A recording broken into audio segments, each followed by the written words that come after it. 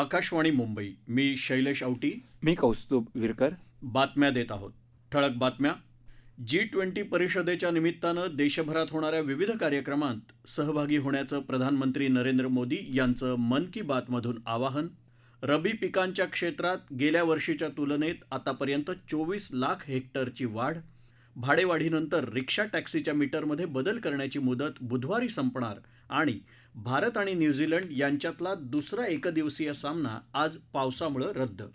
येत्या वर्षभरात विविध ठिकाणी होणाऱ्या G20 परिषदांच्या निमित्तानं होणाऱ्या विविध कार्यक्रमांत सहभागी होण्याचं आवाहन प्रधानमंत्री नरेंद्र मोदी यांनी आज देशवासियांना केलं.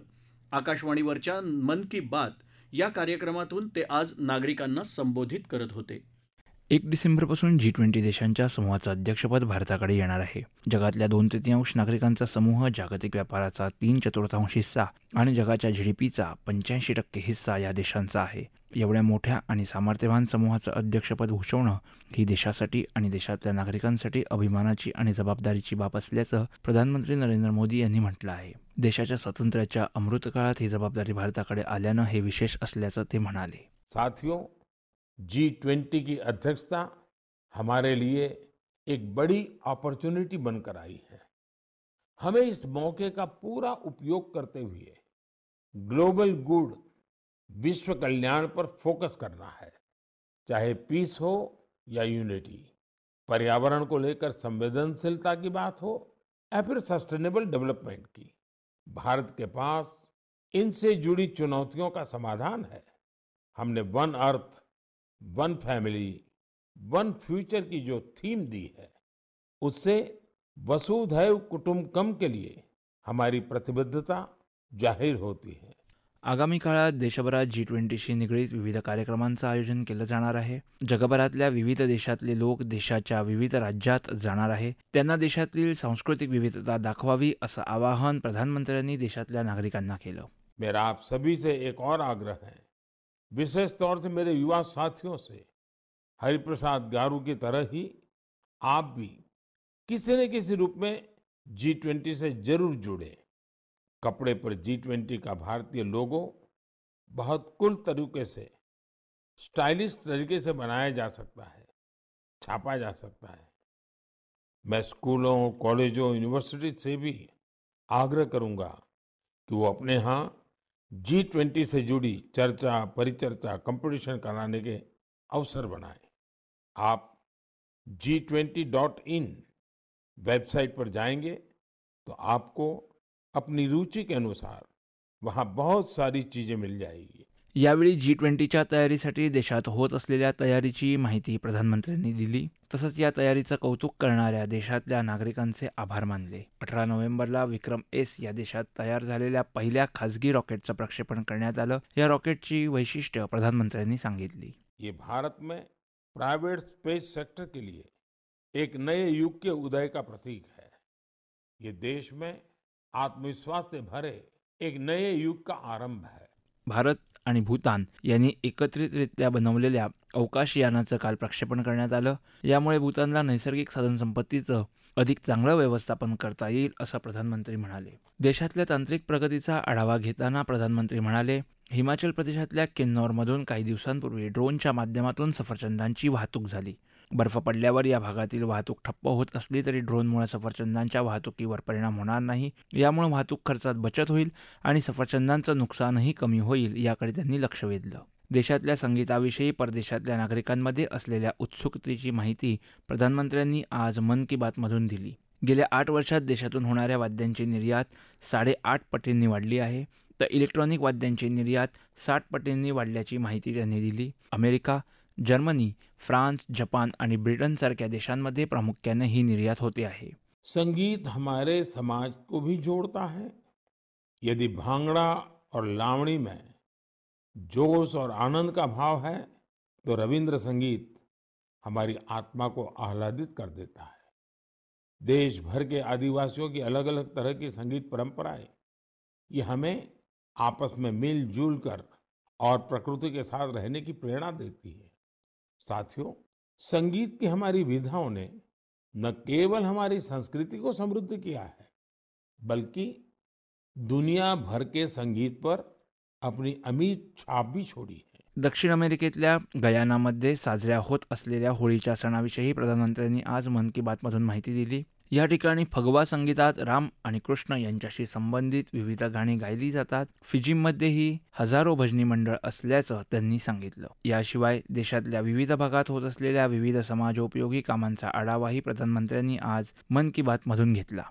सांगली जिल्ह्यातल्या नागरिकांनी प्रधानमंत्री नरेंद्र मोदी यांच्या मन की बात या कार्यक्रमाच्या सामूहिकरित्या श्रवणाचा आनंद घेतला. या कार्यक्रमातून प्रधानमंत्री समाजातल्या विविध घटकांना आणि त्यांच्या कार्याला समाजासमोर आणतात याविषयी उपस्थितांनी प्रधानमंत्र्यांची प्रशंसा केली. कुंभार समाजाच्या विकासासाठी केंद्र आणि राज्य सरकारनं मिळून काही ठोस पावलं उचलावीत अशी अपेक्षाही यावेळी व्यक्त करण्यात आली. या कारागिरांना स्वस्त दरात कर्ज उपलब्ध व्हावं, त्याचप्रमाणे प्रधानमंत्री नरेंद्र मोदी यांनी लोकांना मन की बात कार्यक्रमातून मातीची भांडी वापरण्यासाठी प्रोत्साहित करावं अशी अपेक्षाही यावेळी व्यक्त करण्यात आली.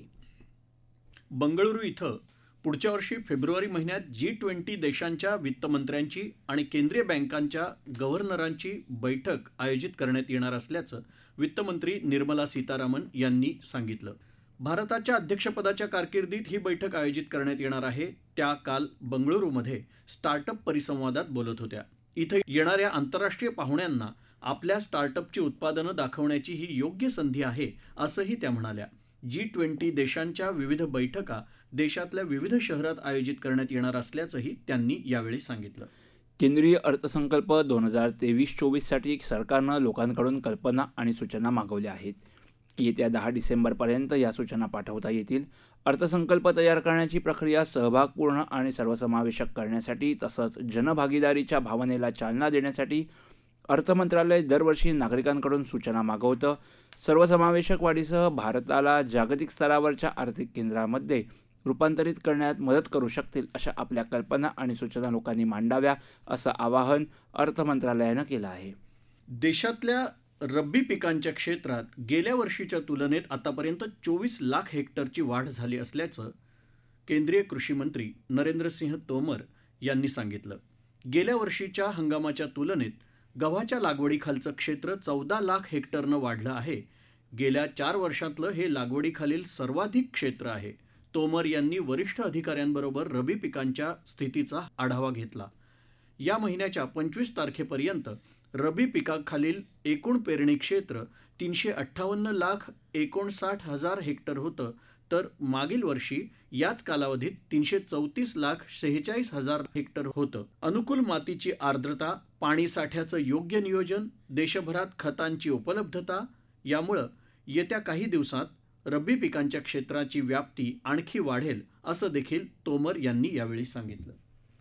या प्रादेशिक बातम्या आकाशवाणीच्या मुंबई केंद्रावरून देत आहोत. राज्याच्या परिवहन विभागानं रिक्षा, टॅक्सी आणि कूल कॅबचं भाडं वाढवल्यानंतर नोव्हेंबर अखेरपर्यंत मीटरमध्ये भाडे बदल करण्याचे निर्देश दिले होते. दिलेल्या मुदतीच्या आत वाहनांमध्ये मीटर भाडे बदल करण्याच्या सूचना रिक्षा आणि टॅक्सी चालकांना दिल्या होत्या. मात्र फक्त 34% वाहनांच्या मीटरमध्ये भाडे बदल झाले आहेत. येत्या 4 दिवसात ही मुदत संपणार आहे. त्यामुळे 1 डिसेंबरपासून रस्त्यांवर धावणाऱ्या रिक्षा आणि टॅक्सी मीटरमध्ये भाडे बदल बंधनकारक राहणार आहे. मीटरमध्ये भाडे बदल नसलेल्या रिक्षा आणि टॅक्सी चालकांवर दंडात्मक कारवाई केली जाणार असल्याचं परिवहन विभागानं कळवलं आहे. मजबूत आणि टिकाऊ रस्त्यांसाठी मुंबई महानगरपालिकेनं 6,000 कोटी रुपयांच्या निविदा नव्यानं मागवल्या आहेत. या कामासाठी काही महत्त्वाच्या ठिकाणी पाणी शोषून घेणारं परदेशात वापरलं जाणारं पोरस कॉन्क्रीट वापरण्याची अट आहे. यामुळे अतिवृष्टीच्या वेळी रस्त्यावर तुंबणाऱ्या पाण्यापासून सुटका होऊन वाहतूकही सुरळीत राहील असं अतिरिक्त आयुक्त पी. वेलरासू यांनी म्हटलं आहे. मुंबई महापालिकेतील कोरोना काळातील काही कामांची तपासणी कॅगतर्फे करण्यात येत असून कॅगनं आता ही तपासणी वॉर्ड स्तरावर सुरू केली आहे. राज्य सरकारच्या सूचनेनुसार कॅगची टीम पालिकेतील कोरोना काळातील 12,000 कोटींच्या कामाची चौकशी करीत असल्याची माहिती प्रशासनानं दिली. हेरिटेज वॉकच्या माध्यमातून मुंबईतल्या 160 वर्षे जुन्या असलेल्या हाफकिन इन्स्टिट्यूटच्या वास्तूला भेट देण्याची संधी पर्यटकांना मिळणार असल्याचं पर्यटन मंत्री मंगल प्रभात लोढा यांनी म्हटलं आहे. या उपक्रमाची सुरुवात आजपासून झाली. प्रत्येक शनिवार आणि रविवारी या वास्तूच्या सहलीत भाग घेता येईल. सुमारे तासभराच्या या सहलीची तिकीटं bookmyshow.com वरून आरक्षित करता येतील अशी माहिती लोढा यांनी दिली. यामध्ये लोकांना संस्थेच्या गतकालीन वैभवाचं दर्शन घडवणारी जुनी छायाचित्र, तत्कालीन बॉम्बे राज्याच्या गव्हर्नरांचं निवासस्थान पाहता येईल. याशिवाय संस्थेकडे असलेल्या विविध सूक्ष्म जंतूंच्या प्रतिकृती तसंच प्लेगची लस कशी विकसित झाली याची प्रतिकृतीही इथं पाहायला मिळेल. औरंगाबादेत आत्तापर्यंत 2 मुलांना गोवरची लागण झाली असून 8 बालकांना संशयित रुग्ण म्हणून निरीक्षणाखाली ठेवण्यात आलं आहे. कोविड काळात लसीकरणातून सुटलेला भाग आणि जास्त संसर्ग होण्याची शक्यता असलेल्या भागात आरोग्य विभागातर्फे अतिरिक्त 20 लसीकरण सत्रांचं नियोजन करण्यात आलं आहे. याशिवाय सर्वसामान्यांमध्ये जनजागृती करण्यात येत असल्याची माहिती वैद्यकीय आरोग्य अधिकारी डॉक्टर पारस मंडेलाचा यांनी दिली आहे. अकोला जिल्ह्यात गोवरच्या संशयित रुग्णांची संख्या वाढत असताना कोविड रुग्णांची संख्याही वाढताना दिसून येत आहे. शनिवारी 17 जणांना कोरोनाची लागण झाल्याचं निदान झालं तर 5 जण कोरोनामुक्त झाले. जिल्ह्यात सक्रिय रुग्णसंख्येत वाढ होऊन साथींच्या आजारांचा धोका वाढत असल्यानं नागरिकांनी सतर्क राहावं असं आवाहन आरोग्य विभागानं केलं आहे. इजिप्तचे राष्ट्राध्यक्ष अब्देल फताह अल सिसी हे येत्या वर्षी 26 जानेवारी रोजी प्रजासत्ताक दिनाच्या समारंभात प्रमुख पाहुणे असतील. भारताच्या प्रजासत्ताक दिनाला प्रमुख पाहुणे म्हणून इजिप्तचे राष्ट्राध्यक्ष उपस्थित राहण्याची ही पहिलीच वेळ आहे. भारत आणि इजिप्तमध्ये नागरिकांमध्ये रुजलेल्या सखोल अनुबंधांवर आधारित आणि सांस्कृतिक स्वरूपाचे उबदार आणि मैत्रीपूर्ण संबंध आहेत असं परराष्ट्र मंत्रालयानं म्हटलं आहे. यावर्षी दोन्ही देश राजनैतिक संबंधांच्या स्थापनेचा 75वा वर्धापन दिन साजरा करत आहेत. 2022-23 या वर्षी भारताच्या अध्यक्षतेखाली होणाऱ्या G20 परिषदेसाठी इजिप्तला अतिथी देश म्हणून आमंत्रित करण्यात आलं आहे. गोव्यात सुरू असलेल्या इंटरनॅशनल फिल्म फेस्टिवल ऑफ इंडियामध्ये दादासाहेब फाळके पुरस्कार विजेत्या ज्येष्ठ अभिनेत्री आशा पारेख अभिनीत 3 चित्रपट दाखवले जात आहेत. स्वतः आशा पारेख यांनी त्यांचे 3 आवडते चित्रपट म्हणून सुचवलेल्या तिसरी मंजिल, दो बदन आणि कटीपतंग या चित्रपटांचा यात समावेश आहे. आशा पारेख काल रात्री इफ्फी महोत्सवात त्यांच्या कटीपतंग या चित्रपटाच्या प्रदर्शनाच्या वेळी उपस्थित होत्या. नौदलाच्या पश्चिम विभागाचे प्रमुख व्हाईस ॲडमिरल अजेंद्र बहादूर सिंह यांनी काल मुंबईतल्या कुलाबा इथं सी कॅडेट कॉर्प्सच्या विद्यार्थ्यांच्या वार्षिक परेडची सलामी स्वीकारली. कमोडोर रबी अहुजा यांनी या परेडचं आयोजन केलं होतं. 600 विद्यार्थी यात सहभागी झाले होते. या विद्यार्थ्यांशी संवाद साधताना व्हाईस ॲडमिरल सिंग यांनी उत्तम प्रदर्शनासाठी त्यांचं कौतुक केलं. त्यांनी भारताच्या उज्ज्वल भविष्यासाठी लहान मुलांमध्ये शिस्त आणि नेतृत्व गुण निर्माण करण्यासाठीच्या सी कॅडेट कॉर्प्सच्या विविध योगदानांबद्दल माहिती यावेळी दिली. लोकसभेचे पहिले सभापती गणेश वासुदेव मावळणकर यांच्या जयंतीनिमित्त आज संसदेच्या मध्यवर्ती सभागृहात लोकसभा सभापती ओम बिर्ला यांनी त्यांच्या तैलचित्राला पुष्प अर्पण करून आदरांजली वाहिली. यावेळी सूक्ष्म, लघु आणि मध्यम उद्योग राज्यमंत्री भानुप्रताप सिंग वर्मा यांच्यासह संसदेचे आजी माजी सदस्यांनी पुष्प अर्पण करून त्यांना आदरांजली वाहिली. यावेळी लोकसभा आणि राज्यसभा सचिव आणि अधिकाऱ्यांनीही त्यांना आदरांजली वाहिली. यावेळी GV मावळणकर यांच्या हिंदी आणि इंग्रजीमधल्या परिचय पुस्तकांचंही प्रकाशन करण्यात आलं. क्रिकेट. भारत आणि न्यूझीलंड यांच्यातल्या एकदिवसीय मालिकेतला आजचा दुसरा सामना पावसामुळे रद्द करावा लागला. 3 सामन्यांच्या मालिकेतला पहिला सामना जिंकून न्यूझीलंडनं मालिकेत आघाडी घेतली आहे. तिसरा सामना बुधवारी होणार आहे. पावसामुळे हा सामना उशिरा सुरू झाला होता, त्यामुळे केवळ 29 षटकच खेळवली जाणार होती. त्यात नाणेफेक जिंकून न्यूझीलंडनं प्रथम क्षेत्ररक्षणाचा निर्णय घेतला. फलंदाजी करताना 12 षटकं आणि 5 चेंडूत भारतीय फलंदाजांनी 1 बाद 89 धावा केल्या होत्या. 3 धावा करून शिखर धवन बाद झाला. या सामन्यात भारतानं संजू सॅमसन आणि शार्दुल ठाकूरच्या ऐवजी दीपक हुडा आणि दीपक चहर यांचा संघात समावेश केला होता. ठळक बातम्या पुन्हा एकदा. G20 परिषदेच्या निमित्तानं देशभरात होणाऱ्या विविध कार्यक्रमात सहभागी होण्याचं प्रधानमंत्री नरेंद्र मोदी यांचं मन की बातमधून आवाहन. रब्बी पिकांच्या क्षेत्रात गेल्या वर्षीच्या तुलनेत आतापर्यंत 24 लाख हेक्टरची वाढ. भाडेवाढीनंतर रिक्षा टॅक्सीच्या मीटरमध्ये बदल करण्याची मुदत बुधवारी संपणार. आणि भारत आणि न्यूझीलंड यांच्यातला दुसरा एकदिवसीय सामना आज पावसामुळे रद्द. याबरोबरच आकाशवाणी मुंबई केंद्रावरचं हे प्रादेशिक बातमीपत्र संपलं. नमस्कार.